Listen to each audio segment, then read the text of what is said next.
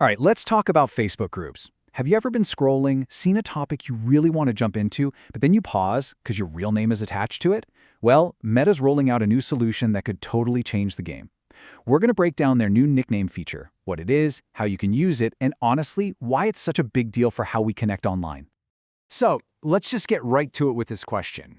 Think about it for a second. Have you ever wanted to post in a Facebook group? Maybe it's about something personal, like a health issue or a really niche hobby, or you just need some honest advice, but you stopped yourself? Because your full, real name would be right there for everyone to see?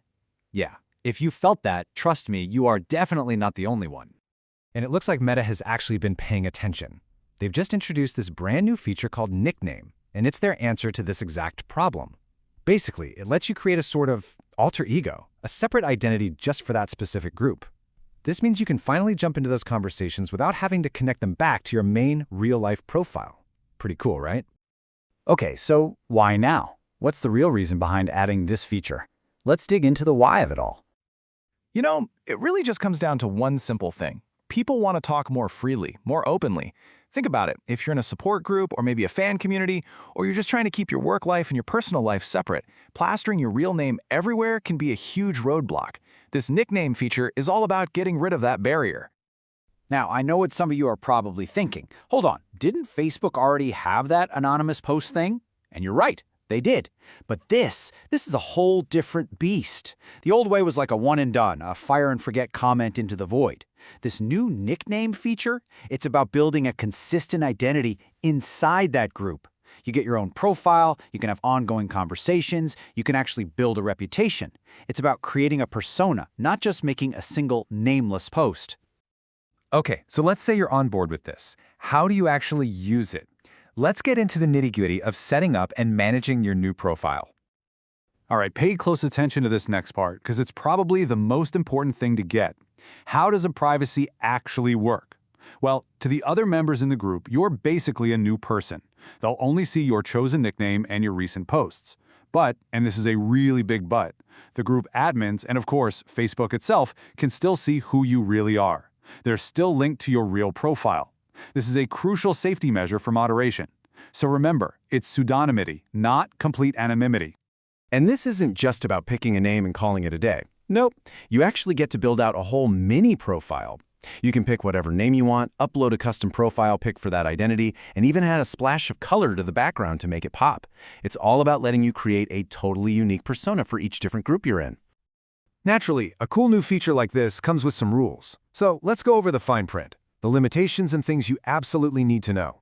So what happens if you pick a nickname and then down the road you get tired on it? Can you change it?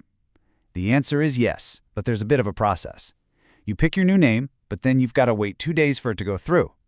But here's the really smart part. Once that change is approved, everything you've ever done in that group, every post, every comment, it all gets automatically switched over to your new nickname. So your history stays completely intact. Okay, so let's do a quick recap of the most important things to remember. First off, this isn't automatic. The group's admin has to actually turn this feature on for it to be available. Second, your nickname has to be unique. No two people in the same group can have the same one. Third, and this should be obvious, you still have to follow all of Facebook's normal community rules. And finally, you can have a completely different nickname for every single group you're in, which lets you craft a different identity for each community. This move is bigger than just a single feature. It actually puts Facebook groups in direct competition with platforms like Reddit and Discord. On those sites, using a pseudonym or a username has always been the standard. That's just how they work. For Facebook, a platform built on real names and real identities, to adopt a similar model, well, that's a massive philosophical shift for them. And hey, don't just take my word for it. This quote from the source material spells it out perfectly. The whole point is to make discussions in Facebook groups feel more like they do on Reddit or Discord. This really shows you what they're aiming for, a totally different, maybe even more authentic kind of conversation on the platform. So that really brings us to the big final question, doesn't it? We've gone through what this feature is, why it exists, and how it works. But the real unknown is, what's the impact going to be? Is this newfound freedom going to make Facebook groups better, more interesting, and more open places to talk? Or will it open up a whole new can of worms? I guess that's the big experiment we're all about to witness. Thanks so much for tuning in.